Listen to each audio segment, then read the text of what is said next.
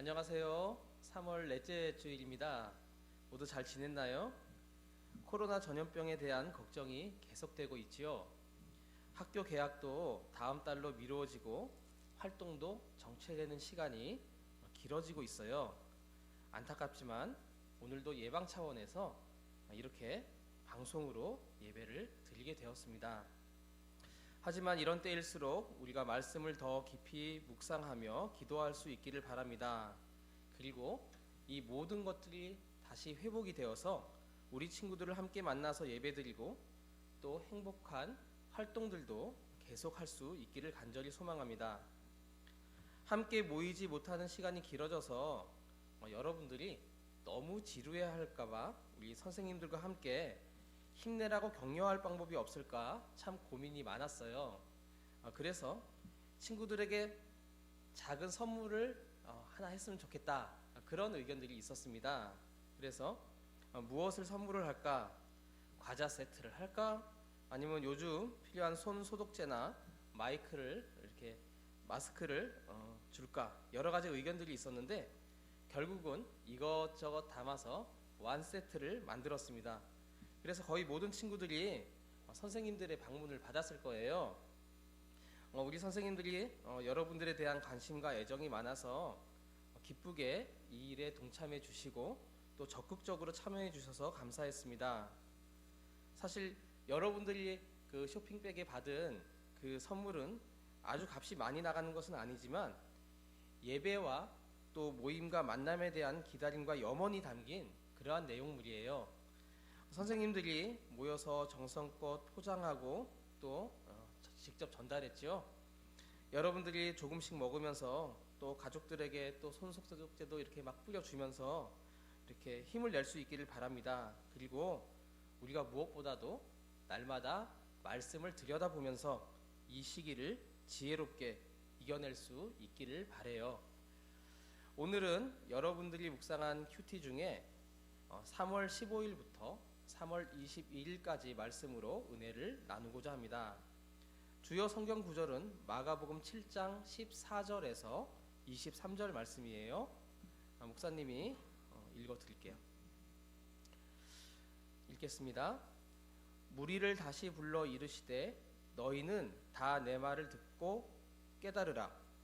무엇이든지 밖에서 사람에게로 들어가는 것은 능히 사람을 더럽게 하지 못하되 사람 안에서 나오는 것이 사람을 더럽게 하는 것이니라 하시고, 무리를 떠나 집으로 들어가시니 제자들이 그 비유를 묻자온대 예수께서 이르시되 너희도 이렇게 깨달음이 없느냐? 무엇이든지 밖에서 들어가는 것이 능히 사람을 더럽게 하지 못함을 알지 못하느냐? 이는 마음으로 들어가지 아니하고 배로 들어가 뒤로 나감이라. 이러므로 모든 음식물은 깨끗하다 하시니라. 또 이르시되 사람에게서 나오는 그것이 사람을 더럽게 하느니라. 속에서 곧 사람의 마음에서 나오는 것은 악한 생각 곧 음란과 도둑질과 살인과 간음과 탐욕과 악독과 속임과 음탕과 질투와 비방과 교만과 우매함이니 이 모든 악한 것이 다 속에서 나와서 사람을 더럽게 하느니라. 아멘. 지난주 묵상한 내용 중에 6장 34절에서 44절까지 오병이어의 기적이 나오지요. 예수님의 기적은 불쌍히 여기는 마음, 긍휼히 여기는 마음이 그 출발입니다. 기적은 자기 자랑이나 자기 과시가 아닙니다. 그래서 아무 때나 일어나지 않아요. 절대적인 자연 법칙이 깨지는 일들, 말하자면 법칙의 예외 규정이라는 것은 그 법을 세우니, 즉 우주의 주인, 만물의 주인만이 할 수 있는 것이죠. 예수님께서 돌을 떡으로 만들어 먹으라는 그 시험에서 떡을 만들지 않았는데 불쌍한 사람들이 있으니까 어떻게 했죠? 없는 떡을 만들어서 먹이셨어요. 이렇게 기적의 시작은 주님께서 사람들을 사랑하는 자비의 마음이 그 출발이 되는 거예요. 예수님의 오병이어의 기적을 일으키시기 전에 어떻게 하죠? 감사 기도를 드렸다라고 나와 있습니다. 기적은 초능력이나 마술이 아닙니다. 예수님의 기도로 하나님의 권능이 나타나는 것이 기적이에요. 예수님도 기도해야 기적을 일으킬 수가 있어요. 하나님의 아들이신 예수님도 기도하는데 우리도 기도하지 않고 무언가가 일어나길 바랄 때가 있지 않나요? 또한 우리도 예수님처럼 아직 우리에게 절실하게 필요한 기적이 일어나지 않았는데 하나님의 능력이 나타날 것을 이미 믿고 감사함으로 기도한 적이 있나요? 나에게 무언가 없을 때라도 감사로 기도하는 것이 믿음의 표현이에요. 기적은 그렇게 일어나게 되는 것이죠. 또 6장 45절 이후에 보면 예수님께서 무리를 걸어오시는 그러한 기적을 보여주세요. 오병이어의 기적도 보고 풍랑을 잔잔케 하는 그런 체험도 했지만 제자들은 무리를 걷는 예수님을 보고 뭐라 그랬죠? 와, 유령이다! 예? 그 소리를 지르면서 막 공포 영화를 본 그런 것처럼 막 두려워했어요. 제자들은 예수님의 기적을 이전에도 체험했지만 그런 능력을 체험하고 잠시의 기쁨 가운데 감정적으로 있었을 뿐 정말 믿음의 뿌리에 깊이 그런 신뢰를 내리지 못하고 예수님이 누구신지 마음을 다해 이해하지 못했다는 거예요. 예수님의 초자연적인 능력은 예수님의 신분에서 나오는 거예요. 예수님의 신분이 뭐죠? 하나님의 아들이잖아요. 하나님의 아들이시기 때문에 그러한 능력이 있었던 것인데 기적 하나하나를 그냥 단편적으로만 이해하고 그때그때만 좋아하고 기뻐했을 뿐 예수님을 좀 더 깊이 이해하고 그 한계치를 가늠하지 못했어요. 생각하지 않았다는 거예요. 제자들은 예수님을 아주 전적으로 이해하지 못했던 것입니다. 자, 그런데 우리도 그렇지 않는가요? 예수님은 이런 일은 할 수 있는데 교회에서 하는 어떤 일은 할 수 있는데 내 공부 문제, 우리 가족 문제 그런 거 못 하실 거야 하는 그런 생각과 믿음을 가지고 있지는 않는가요? 또 제자들처럼 받았던 그 은혜를, 그 감격을 쉽게 잊어버리진 않는가요? 내 자신을 한번 되돌아볼 수 있기를 바라요. 유대인들은요, 정결의식이라는 걸 매우 중요하게 여겼어요. 하나님께서 거룩하고 정결하신 그런 분이기 때문에 하나님의 백성도 마땅히 깨끗해야 돼, 정결해야 돼, 이렇게 생각해서 이런 정결함과 관련된 율법을 아주 세부적으로 이렇게 제정을 했어요. 그래서 7장 3절 이후에 보면 유대인들은 손을 씻기 전에는 결코 음식을 먹지 않았고 또 어떤 시장이나 사람이 많은 곳에 다녀와서는 꼭 손을 씻고 이렇게 식사를 하고 무슨 일을 했어요. 이외에도 컵이나 주전자, 냄비 그릇, 침대 등을 항상 깨끗하게 세탁했다고 해요. 자, 이런 유대인들은 아마 코로나 바이러스에 절대로 안 걸렸을 것 같아요. 자, 그런데 이 사람들은 어떤 병균 바이러스가 아니고 위선과 죄악의 바이러스에 전염되고 그 죄를 퍼뜨리면서도 자기들이 그런 하나님을 배반하는 더러운 죄를 짓고 있다는 그 사실을 깨닫지를 못했어요. 그래서 7장 초반부에 보면 제자들 중에 몇 명이 손을 씻지 않고 식사를 했던 것 같아요. 예수님의 제자들은요, 출신이 안 좋은 사람들이에요. 이 사람들은 어부 출신의 현장 근로자들이 참 많았어요. 또 이들은 예수님을 따라서 지속적인 그런 제자 생활, 그러니까 이런 순례 생활을 하던 사람들이에요. 그렇기 때문에 항상 지쳐 있고 먹어도 또 배고프고 또 그런 사람들이에요.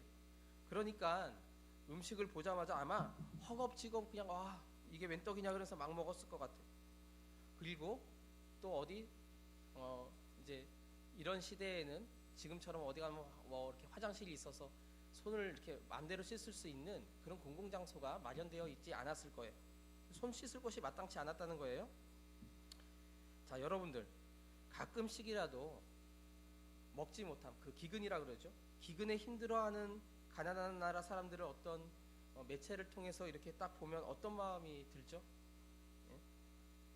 우리도 똑같은 사람이기 때문에 굶주리면요 손 씻는 것도 잊어먹고 그냥 허겁지겁 그냥 먹게 될 거예요.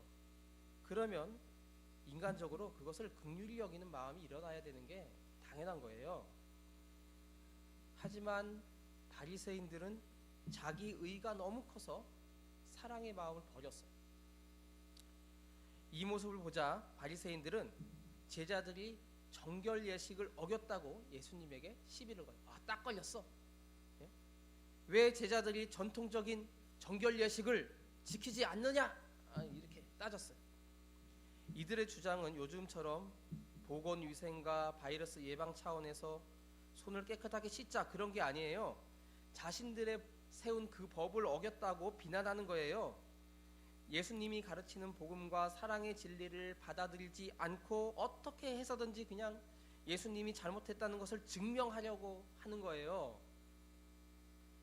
제자들이요 조금 더 성숙한 그런 성품의 사람들이었다면 배가 고파도 조금 참고 어디 좀 손을 씻고 이렇게 하고 그리고 먹었을 거예요. 그런데 복음서에 보면은 특히 마가복음에서는 제자들의 그런 실수, 어리석음, 무지, 연약함을 그대로 다 보여주고 있는 게 특징이에요.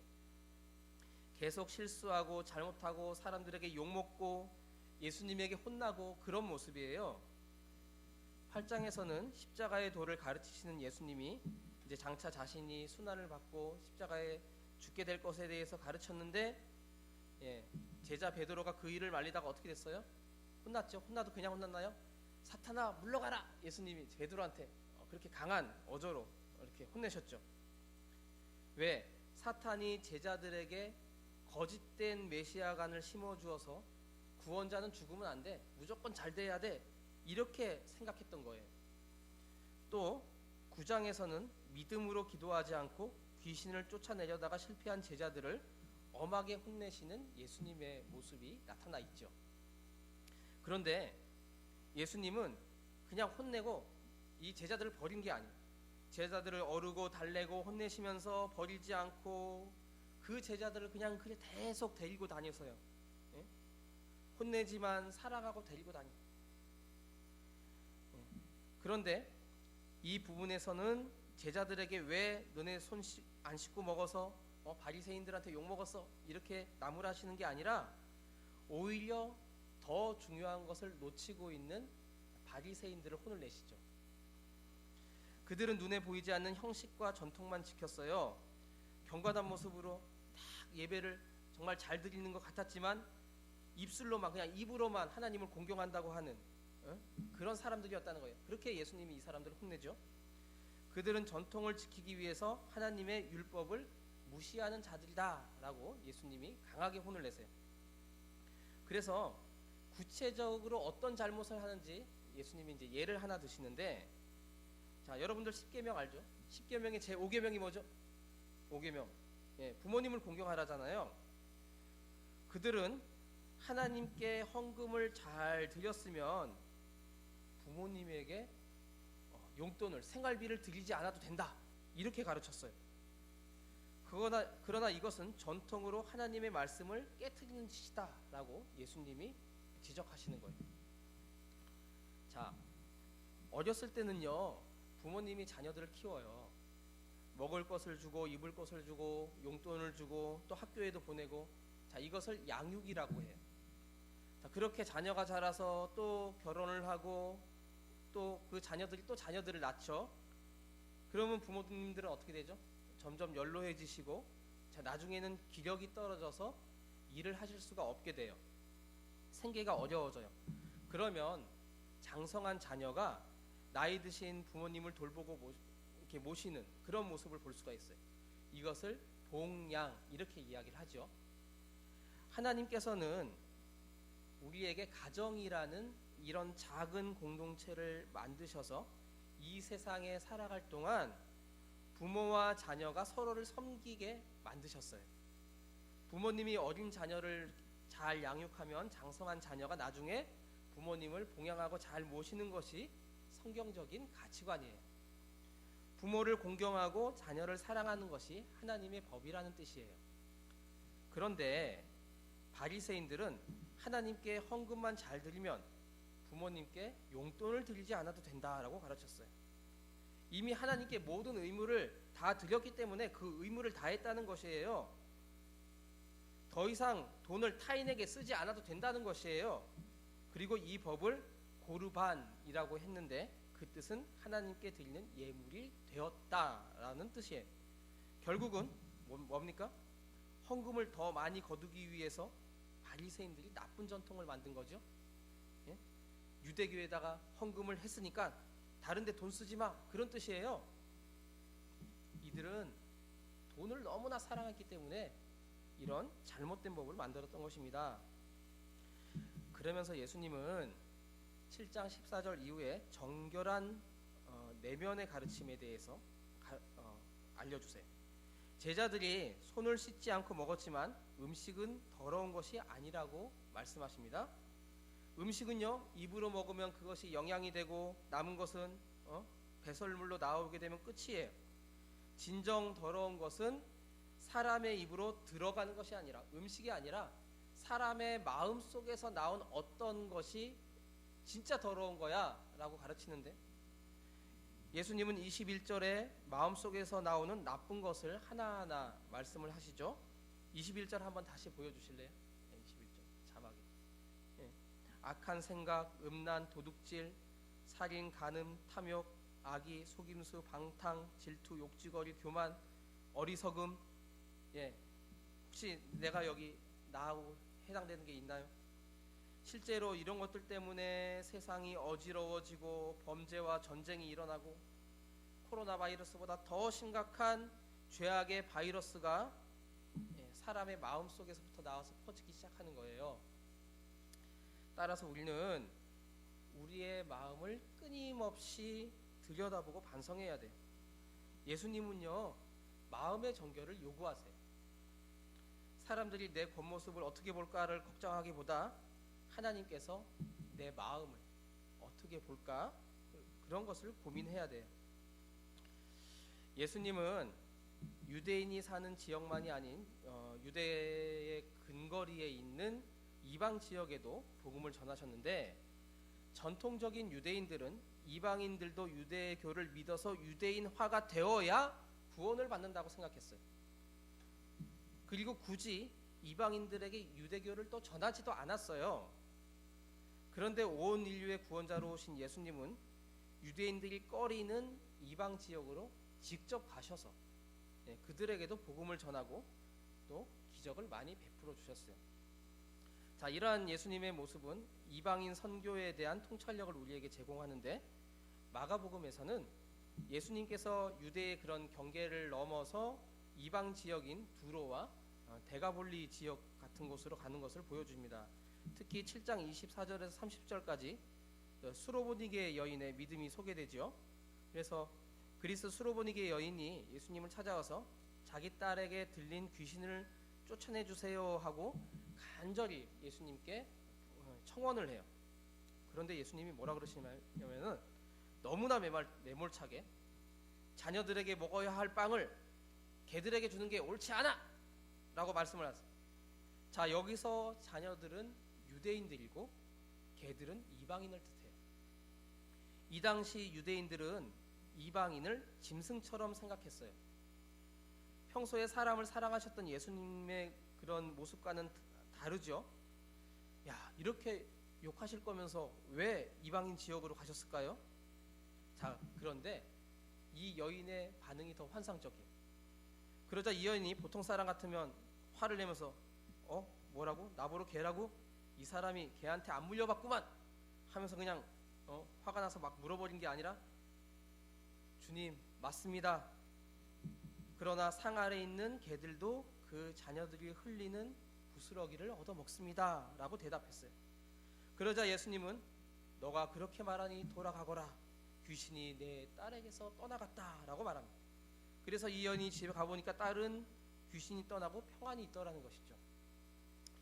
예수님은 일부러 유대인들의 그 교만한 편견이 담긴 욕을 의도적으로 연극으로 하셔서 유대인들이 어떤 잘못된 생각을 하고 있는지 끄집어내신 거죠.